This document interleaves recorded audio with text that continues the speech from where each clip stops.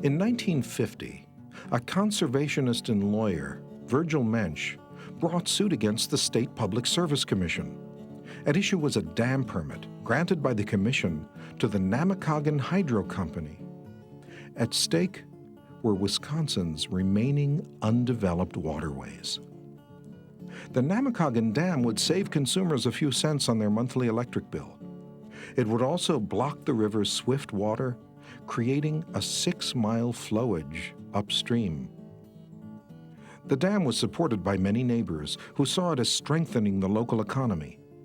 It was furiously opposed by conservationists who saw it sacrificing one of the last wild rivers in the state for inconsequential and largely private economic gain.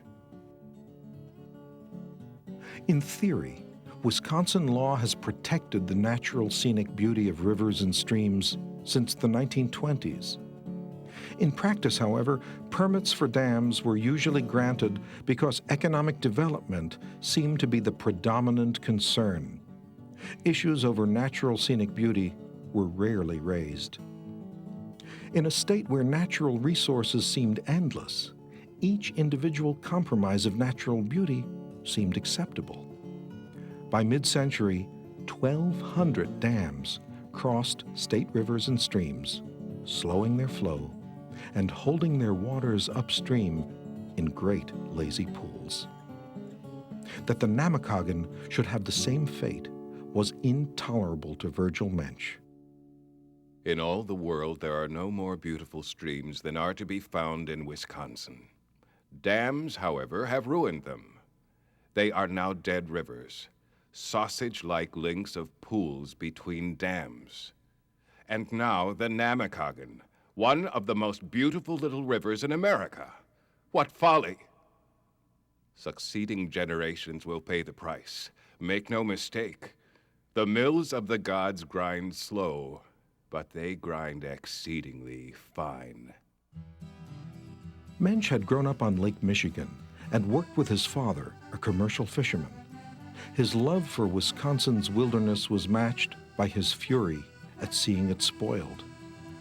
So, working with colleagues from the Attorney General's office and the Isaac Walton League, Mensch brought suit against the Public Service Commission, a state agency.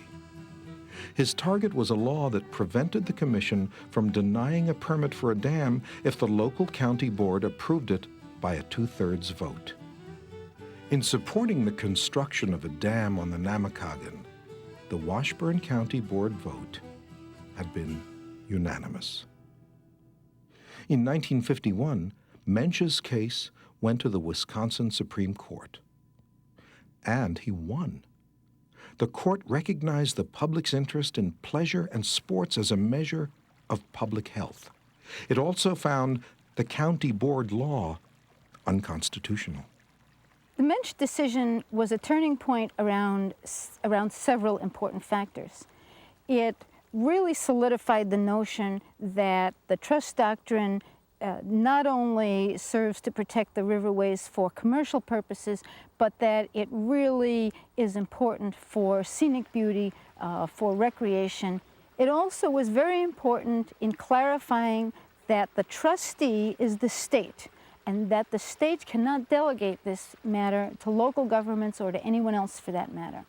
That, and inherent in that legal fine point is a bigger notion that the waters of the state are a statewide resource. This river is not simply important to this area and this river to this area. That all of the rivers and all of the waters of the state are important to all the people of the state. Mensch was from another part of the state and was not a person who had a financial interest in land or in property or in a business alongside the particular issue involved in this case. He came into court and he said, I care about this river and my caring has been harmed by the state's decision in this case, and I want my day in court. This decision gives citizens everywhere in the state the right and the opportunity and the responsibility to observe the state's actions as trustee and the opportunity to say in court that there are interests other than pecuniary that need to be looked at and revisited in the state judicial system. Now, this doesn't mean that in every case, every piece of river will be left undisturbed. There's a balance, but in the balance, it's legitimate to weigh such aesthetic and psychological issues as scenic beauty and opportunities to recreate and even to do nothing along the banks of a river. Public trust decisions affect us when we swim, or plan our vacation, or pay our electric bill. They affect how we build our pier and what we see as the sun sets over the far shore. As the population grows and the state becomes increasingly developed, new questions about the public trust arise. Champions take many different forms. Nearly a century ago, Frank Wade and Paul Husting ventured into so-called private waters and were arrested. In doing so, they helped establish the right of each of these people to be here today. But could they have foreseen the stress that crowds like these cause the environment? The fish kills of 1925 were a dramatic wake-up call, alerting us to the pollution of Wisconsin rivers. Yet even today, state agencies advise the public to limit consumption of fish from certain waters, waters that still contain high levels of pollutants. In the 1950s, Virgil Mensch and his colleagues upheld the public's right to natural scenic beauty. But the appeals and economic pressures to develop the waterfront seem ever stronger. Our values change over time, and these values influence what happens to our lakes and streams.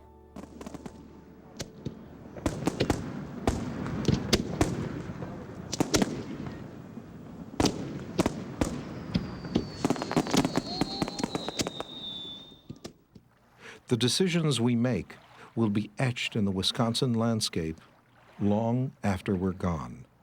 The question of open access and protecting recreational resources is one clearly we're going to face increasingly in the decades ahead. It's captured beautifully by the tag phrase, loving wilderness to death, this concern about so many people loving rural land, loving wild land, wanting to get out to it, but their very presence eroding the quality of experience that they're seeking in that landscape. How that problem is going to be solved, whether by regulation or restricted access or random licensing of people to go in, that's an open question, but we're not going to escape that question. That will be with us for the indefinite future.